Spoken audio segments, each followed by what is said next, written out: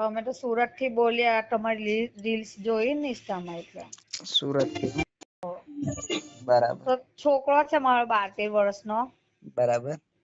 તે હમણાં શીખવા જાય છે, તેને 2-3 વર્ષ થઈ ગયા શીખવામાં. બરાબર. એટલે હજુ એને વાર લાગે. ના ના થઈ જશે હવે તો સોંગ. એમ તો ગાય જ છે, નાના મોટા ભજનમાં હોય બેહે.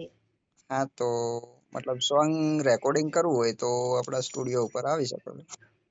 એવું એમાં કેટલા પૈસા ભરવા પડે? એ તમારા ગીત ઉપર ડિપેન્ડ છે, થઈ જાય તમારે વ્યાજબી. એટલે તમે લખી આપતા હોય તમે જ હોય ને? હા લખવાનું બી મારે હોય, પછી ગવરાવાનું બધું રેકોર્ડિંગ થઈ જાય, તમારે યુટ્યુબમાં ગીત આવી જાય કમ્પ્લીટ. બીજાના તો હું લખું તો 10-12 હજાર રૂપિયા લખવાના ચાર્જ હોય. પણ શું એમાં તો શું છે ભાઈ, મારી વાત સાંભળો, હું તો વિધવા બૈરી છે, એના પપ્પા નહીં ને મારા 2 છોકરા છે, પણ હું છે ને તે કારખાનામાં કામ કરીને આ છોકરાને આ ક્લાસ હોય શીખવાડું અને ભણાવવું હોય બંને છોકરાઓને. બરાબર. એવું છે, પણ આ છોકરાને સંગીત ગમતું હતું એટલે મેં કીધું ચાલ ને હવે કઈ કર વળી, બીજું તો હું આગળ જતા કઈ વધે તો વળી છોકરાઓ કઈ દિવસ વાળી દે, મારો વળી મહેનત આગળ લાવે એટલા હારું. ના ના કઈ વાંધો નહીં, આપણે એમને બધું શીખવાડવાની બધી એટલે પૂરી એના મહેનત પપ્પા તો કરીશું. નહીં, આ તો હું જ મહેનત કરીને છોકરાઓના બધું કરું છે વળી, પણ ભગવાન કઈ સામું જોઈને કરીએ તો સારું વળી એટલે. ના ના હારું, મતલબ તમે તમારા છોકરાને સપોર્ટ કરો છો એ જ બહુ મોટી વાત છે પેલા તો.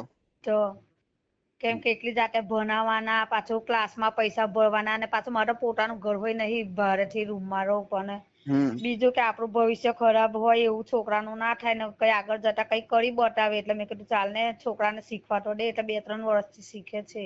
ના ના સાચી વાત છે. એવું છે. શું નામ છે છોકરાનું? તેજસ છે. બરાબર. છેલ્લો ને વાત કરો. આપો. હેલો. મજામાં તેજસ? હા મજામાં, તમે કેમ? બસ મજા. કેવી ચાલે છે તૈયારી? તૈયારી તો ચાલે, હવે હર રવિવારે મારા ક્લાસ હોય. એવું છે એમ ને? હા. તાર મમ્મી નું નામ બનાવવાનું છે. હા. મહેનત કરે છે ને? હા. બરાબર, કઈ વાંધો નઈ, આપડે સ્ટુડિયો ઉપર આવો એક દિવસ. હા. પછી કરી દઈએ તારું સોંગ. બરાબર, કઈ જગ્યાએ છે? આપડે સ્ટુડિયો છે પાટણમાં. પાટણમાં છે? બરાબર. તમે ક્યાંથી છો? અમે સુરત થી. કઈ વાંધો નહી, તમે એક દિવસ આવો સ્ટુડિયો ઉપર. હા. સોંગ ને બધું તને લખીને સમજાવી દઈશ, એટલે પછી તું તૈયારી કરી દેજે. બરાબર. પછી આપડે ગવરાઈ દઈશું. હા, હા બોલો ભાઈ. કઈ વાંધો નહી, તો તમે તૈયારી કરાવો ને ગીત ને લખવાનું થશે તો મને કેજો તમે. સારું, તો હું આપડે તો મારી પૈસાની સગવડ કરી દઉં.